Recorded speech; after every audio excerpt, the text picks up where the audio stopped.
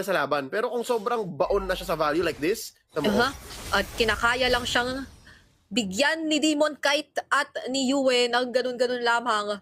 Edward nakapagkat na naman ng sobrang taas kaya present na naman siya dito sa Purple Bell Gamer Pack Chiefs. Parang maghihintay ka ng pagkakamali pero at this point, sino ang mahanap at mabibigyan ng sobrang magandang punish? Nandun yung final slash, ginamit na ni Riley pero napakaganda ng Death Graphs at ngayon ay makaparusahan pa yata ni Domeng Kite pero magkakasabayan lang sila dito ni Yue. Pero hindi naman yata papasok si Domeng Kite. Napakalinis na execution. Rene J!